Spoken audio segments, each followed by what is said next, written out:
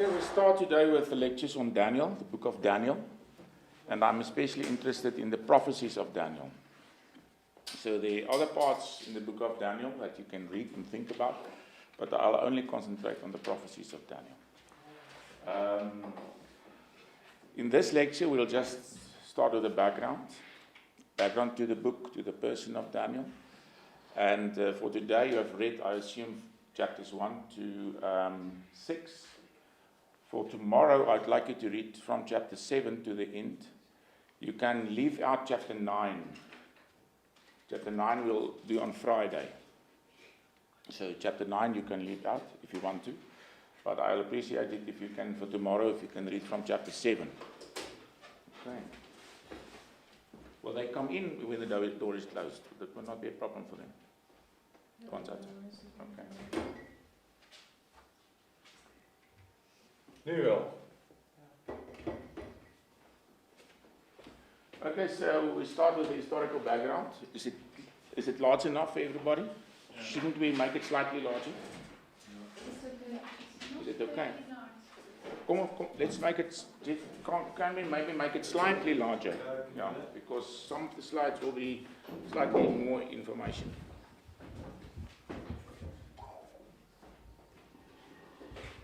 Just a little bit.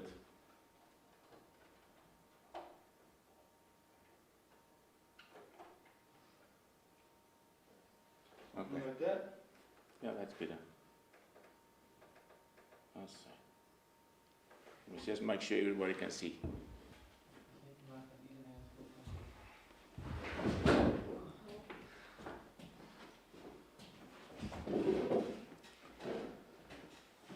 Okay, so we start with the historical background. It's extremely important to see the historical context in which the book of Daniel originated. There's a lot of history in Daniel, and especially in tomorrow's lecture we'll discuss quite a lot of history. Today we'll just start with the background. So the first thing of importance is the Neo-Assyrian Empire. The Neo-Assyrian Empire, in 721 the 10 tribes, the northern tribes, were taken into captivity by the Assyrian king. And we talk about the Neo-Assyrian Empire because there were also an old Assyrian Empire that was operating in the Middle East in the 2nd millennium BC, earlier. After that came the New Babylonian Empire. Again, we talk about the New Babylonian because there was also an old Babylonian Empire, and that empire was operative in the Middle East about 1,000 years earlier. It was a great and mighty empire, this one also, and during this time of the New Babylonian Empire that Israel was taken into captivity. There were 3 times that Nebuchadnezzar came to Jerusalem. The first time that he came to Jerusalem was in 605. When that happened, it was during the reign of King Joachim. He was king at that stage. You can go and read these text references. And that was the time when Daniel and his friends went into exile. So Daniel, with his friends, were taken into exile at the very first time when Nebuchadnezzar came against Jerusalem. And this date is very important, 605. Make a note. So we'll see many dates, but this date is of particular importance. There were 2 other times that Nebuchadnezzar came against Jerusalem, again in 597, during the reign of King Joachim, and that was when Ezekiel went into exile. The prophet Ezekiel. He was still a young man, and at that stage he was taken into exile. And then the 3rd time was again by Nebuchadnezzar, and that was also an important date, 587. That one was when the city was taken, and when the walls were broken down, and the city was destroyed by Nebuchadnezzar in the reign of King Zedekiah. Jerusalem and the temple were destroyed. That was a terrible period in Israel's history. They went into exile, everything, very few people stayed behind, and those that stayed behind later, most of them went to Egypt with the prophet Jeremiah. Now, the Babylonian Empire, the new Babylonian Empire, that did all these things to Israel, Babylon fell in 539 BC. And it was taken by the Medians and the Persians. So it was first the new Assyrian Empire, then the new Babylonian Empire. At the time of Nebuchadnezzar, he was not the first king of the empire, but it was the first king that engaged with Israel, that conquered Jerusalem, and after him were some more kings, and then in 539 the Medians and the Persians, they conquered Babylon. So Babylon fell. In that year, the last ruler of the new Babylonians were Belshazzar. The Bible also refers to him. He was son of King Nabonidus. So the king, he was ruler, but Nabonidus was king.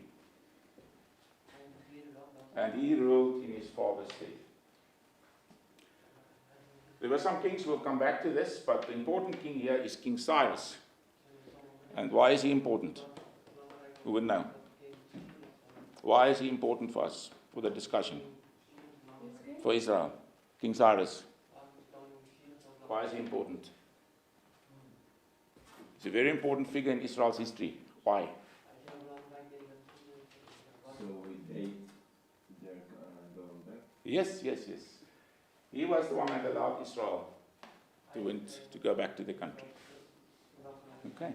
So this is sort of an overview of the period in which Daniel lived. He was taken in exile at the first time when Jerusalem came, when Nebuchadnezzar came against Jerusalem, and even in the King of Kings, in the period in the reign of King Cyrus, we still read in the book of Daniel that some of his visions he had in that period. So this is he became an old man. We'll just now talk about his person. So that brings us to the person of Daniel. Daniel was from the tribe of Judah, and he was actually of royal descent. So he was of the kingly family. That was also why he and his friends had such a major position in the Babylonian court. It was because of his royal descent. He went into exile to Babylon when the city of Jerusalem was taken in 605. He might have been younger than 20 years at that stage. Maybe 17 or so when he went in exile. So at the end, if you do the calculations, you'll see he was probably in his 90s when he died. And some of his last visions was also that he received at a very late stage in his life. He was at that stage also probably in his 90s. He held a high position during the reign of Nebuchadnezzar, and also later during the reign of King Darius the Median. Now Darius is important because he was the first ruler of the Medians and the Persians that ruled in Babylon after the city was taken. He's not historically confirmed by extra biblical sources, but the Bible is quite clear that he ruled in Babylon. So although Cyrus was probably the overall ruler of the Medians and the Persians in Babylon, it was this Darius the Median that was ruler. We're not sure how long he ruled there, 1 or 2 years. We know in the first year Daniel had one of his visions. Maybe he ruled for another year. I'm of the opinion that he probably ruled for 2 years. Okay, and then Daniel was called from retirement at the end of the reign of the last Babylonian king, Belshazzar, to become the third in the empire. Why did he become the third in the empire? Why this mention of the third in the empire? Who would like to try? Yes? Because he described the letters on the wall. Yeah, but why this third? I see your point. That's why he received that important position. But why was it not the fourth position or the second position? Why was it the third in the empire? Because the king Nabonidus was first one and then Belshazzar and then... Exactly, 100%. So he was just underneath the Belshazzar, who was not king, remember. He ruled in his father's stead. He was second. So Daniel became third in the kingdom. He was a prophetic statement. He was a great statement. If you think in our times, he would have been the prime minister. So he was the prime minister of Babylon, if we can use contemporary language. He had a very high position. He was a statesman. So it shows us that Christians can also fulfill important political roles in the world. We shouldn't some people think we should disengage. It's not necessarily a good thing. We should actually engage. But this is not the topic for today. He was a prophetic statesman. So God gave him these prophecies, even though he was a very mighty person in his own right. These prophecies focus on the political dispensations in the Middle East, which is quite interesting because he was a statesman, and his prophecies are mostly concerned with the political situation in the Middle East. And he had an irreproachable character. Irreproachable character. He was truly a man of God. Okay. So this brings us to the book of Daniel.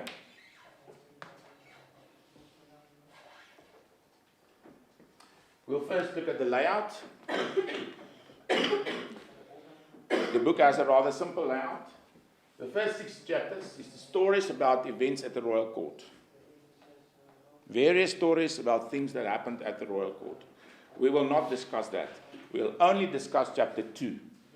And that's the dream of Nebuchadnezzar. But the rest, you can read it, think about it. We will not discuss it because in this lectures we are only focusing on eschatology, the study of end times. Okay. Chapters 7 to 12 is the prophetic visions that he had. 4 visions are mentioned. The language in the book, quite a few languages are used. Hebrew, but also Aramaic. Aramaic was the language of the New Babylonians, or the Chaldeans, as they were also called. There are 15 Persian words in the book, 15. There are 2 Greek words in the list of music instruments. Now, some of these things are reasons why some biblical scholars think that the book was written at a late stage.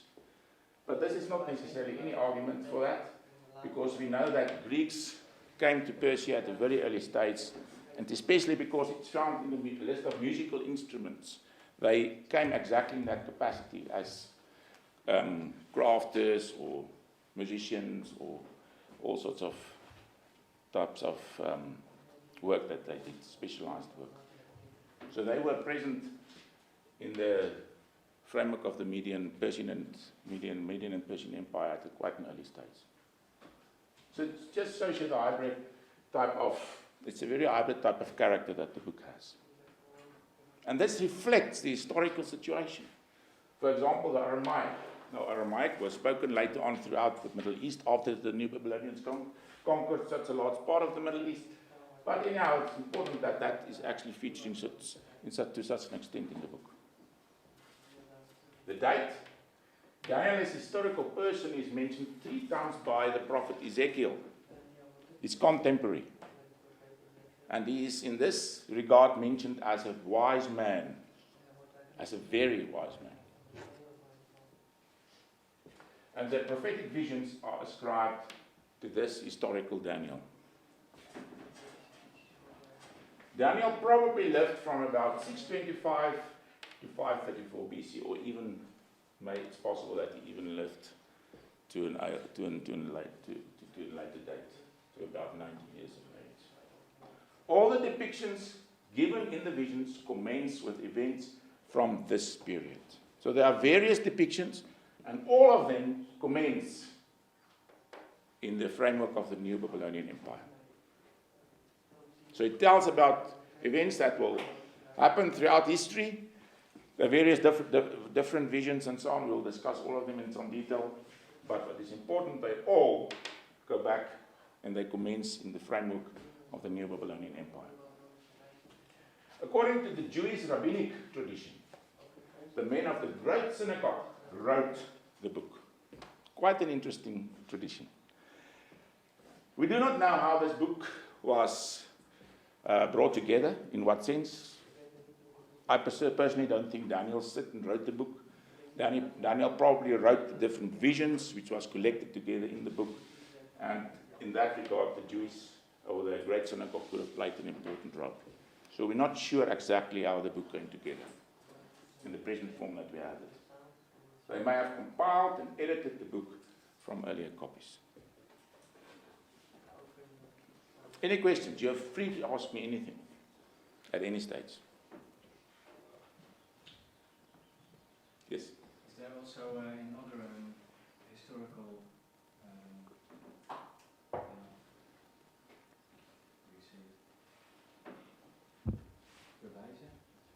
Evidence? Yeah. Yeah. Of Daniel as a kind of minister in that time? There's no evidence. No. The only evidence is the references in the book Ezekiel. The book Ezekiel is very historically grounded. That's a good thing, because that makes a good case for historical Daniel. So the earliest references to the book. The earliest reference to the book was in the book of the Maccabees. Now, who have heard about the Maccabees? Okay. Very important in Israel's history. And the Maccabees were active in that period between the Old and the New Testaments. Between those two testaments, there's a long period, about 400 years, a little bit more, of which the Bible doesn't say anything. That was the period, a little bit later during that time, that the Maccabees were operative and active. And we will, in some of the later, especially tomorrow, we'll come back to them. We'll see in what regard they played an important role. But there are 4 books, and these are also not included in our Bible, but they are included in the Catholic Bible. In there, it's referenced to the old Matthias. He was the father of the sons. For example, the oldest one was Judas. And he mentions the fiery furnace of Daniel. So the book must have been known to him.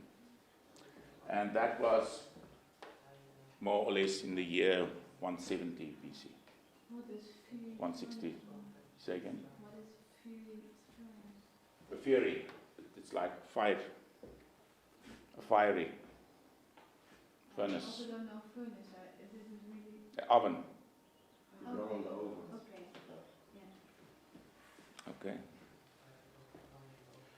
So it's also mentioned the book is also mentioned by Josephus. Josephus has a story that the Jewish high priest is said to have known, to have shown Alexander the Great the prophecy about him. There's a prophecy in Daniel 8 about Alexander the Great. And according to Josephus, the high priest of the time showed this prophecy to Alexander the Great, and as a result, he spared the city in 332 BC. So this is just a story written by Josephus. It's not necessarily so that it's happened, but it's possible that it could have happened. So this is the historical references that we have to the book of Daniel. There are 2 ways to think about it, about the book. In these lectures, I'll give you a wide coverage. I give you all ideas, all opinions, all perspectives. Not everything, but the major ones. So the first view is by the biblical criticism. Now, what is biblical criticism? Now, nowadays, we talk about the scientific study of the Bible. Now, these people have brought this scientific approach to the Bible. So their assumption when coming to the Bible is that we should study the Bible as scientifically as possible. And in this regard, they bring scientific tools to the Bible. So what they say is, we must have evidence before we can believe it. So if you start from scratch in saying, first the evidence, then you believe it, then everything that's not proven, you will not believe. And there's so many things, especially in spiritual life, that is not proven. We believe it. That's actually what faith is about, is that we do believe these things. For example, the inspiration of the Bible. We believe in it. But how do you prove it? It's something that you believe.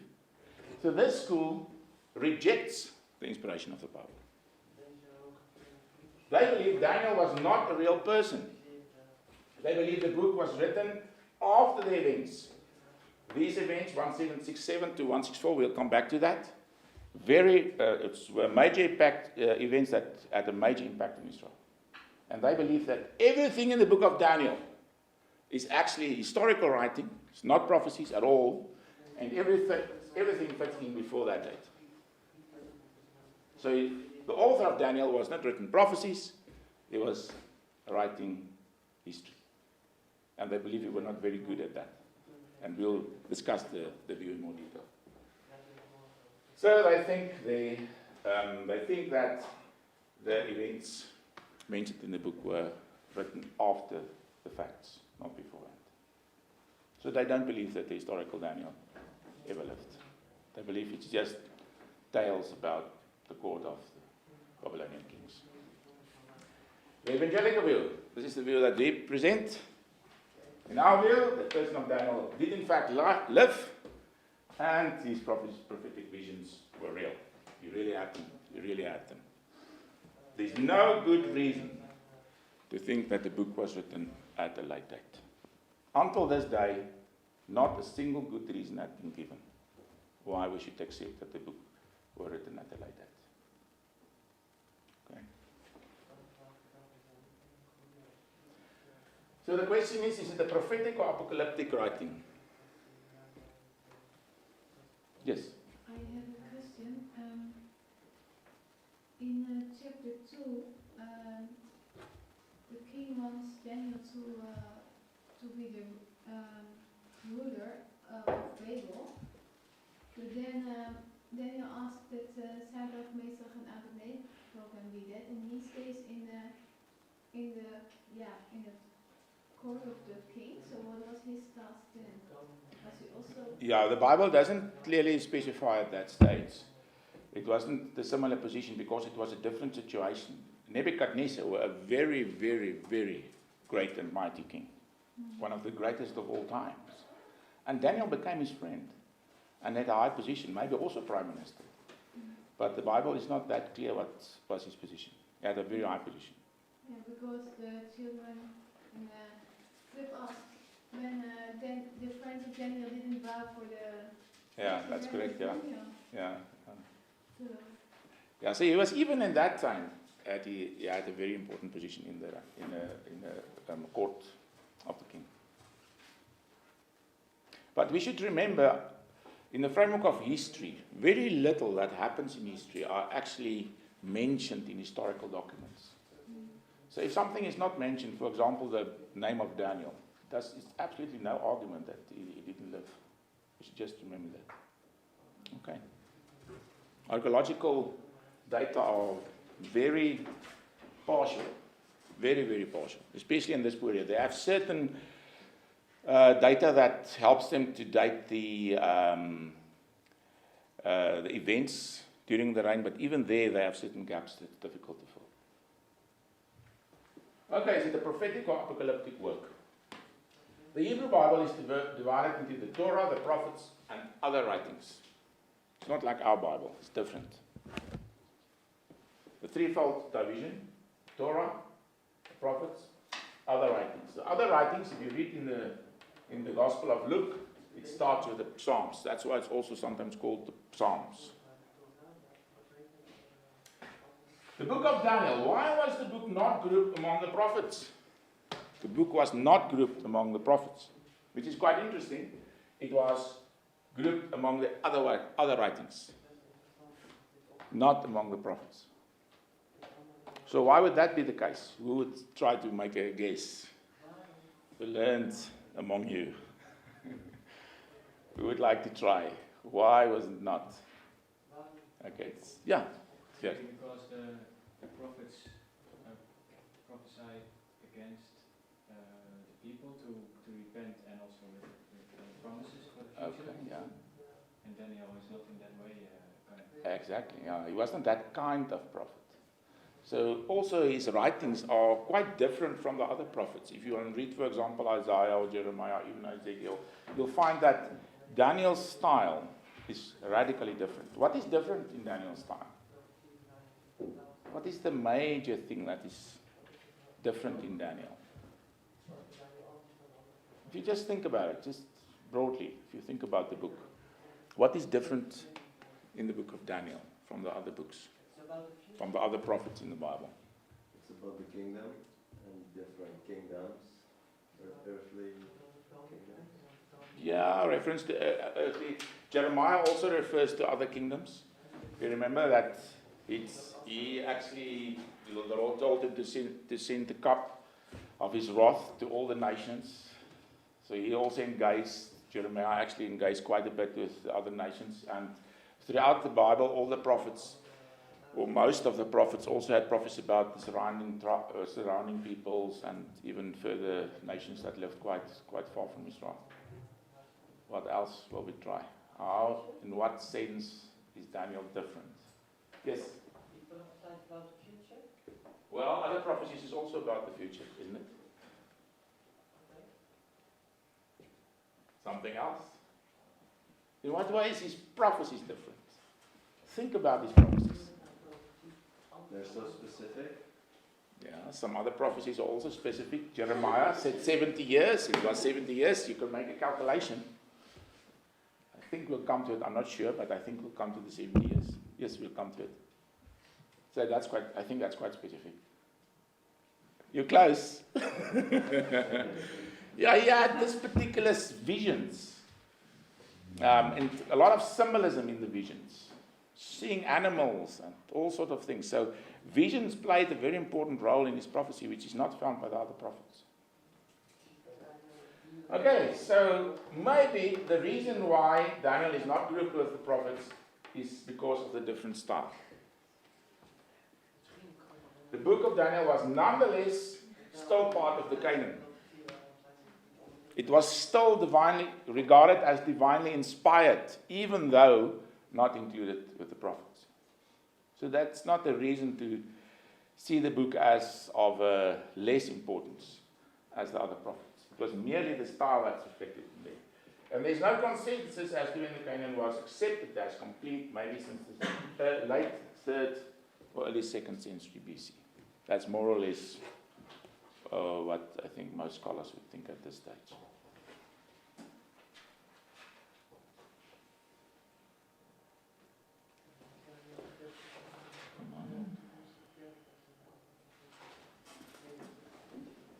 So this brings us to apocalyptic literature. This is a name that the scholars give to this kind of literature. Apocalyptic literature may be regarded as a genre of prophetic writing that originated after the exile. Daniel is the first person to use this style. It's originated after the exile, and it's a genre, there's a certain type of prophetic writing. But it's not the same as the traditional prophetic writing. Apocalyptic works, they are distinct for the following reason. There's a particular division of history, a use of symbols, a revelation of secrets, a pessimistic view on the present, and the accentuation of God's future intervention. So this is a typical definition of apocalyptic works. We should differentiate between extra-biblical apocalyptic works, because in later ages, there were different books that also followed this style, but which we don't regard as divinely inspired. For example, one of the books in that style is the book of Enoch, or the Acts of Enoch also, and some other books, but especially these. It's quite interesting that the book of Enoch actually referred to in the Bible. That book was quite highly regarded by the brothers of Jesus.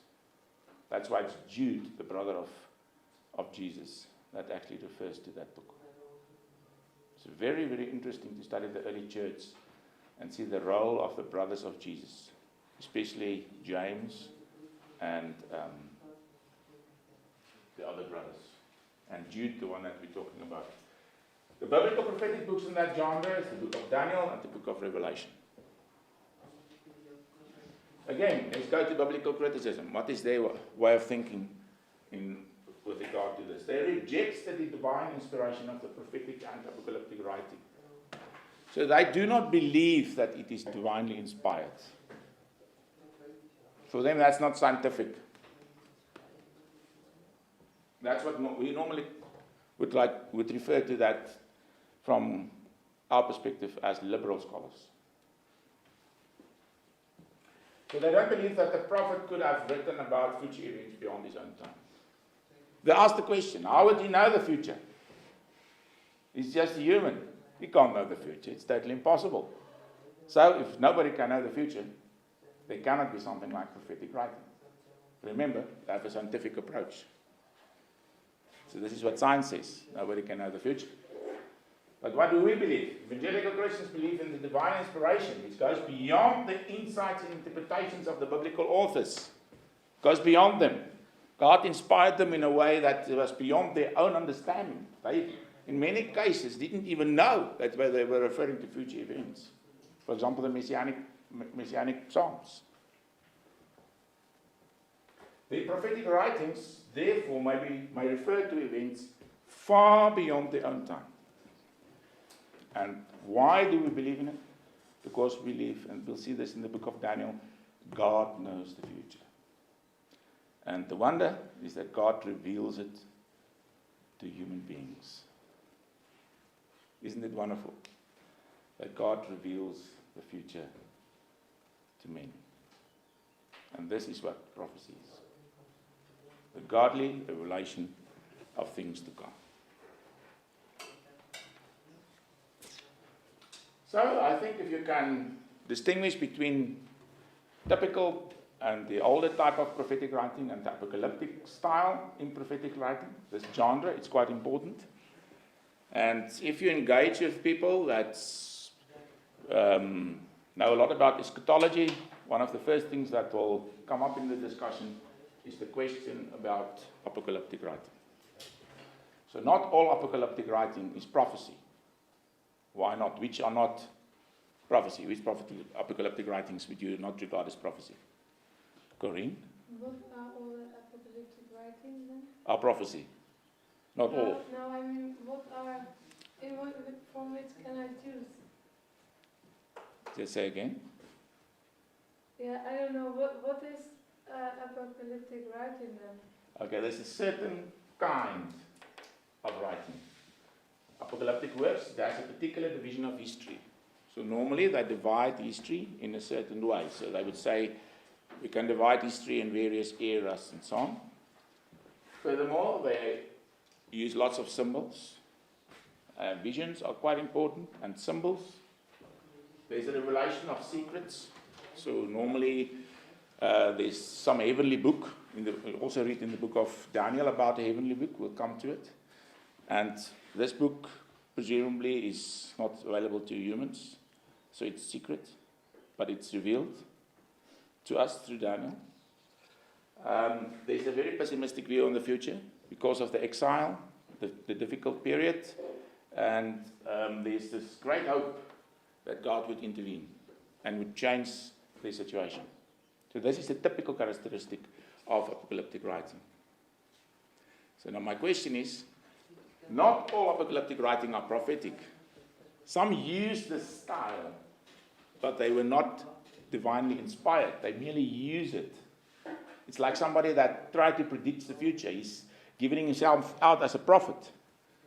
But he's not a true prophet, he's a false prophet. The Bible actually distinguishes quite a lot between false prophets and true prophets. So you can have people that's trying to predict the future, but they're not prophets. In the same sense, we have apocalyptic writings that is not divinely inspired, it's not prophecy. And my question is, give me an example. I mentioned one. The book of Enoch. Or the Acts of Enoch. Okay. But the book of Daniel and the book of Revelation, which follows more or less the same style, we can call them apocalyptic if we want to, but they're prophetic writings. They're divinely inspired. So they adhere to the style, but they're primarily prophetic. They're divinely inspired.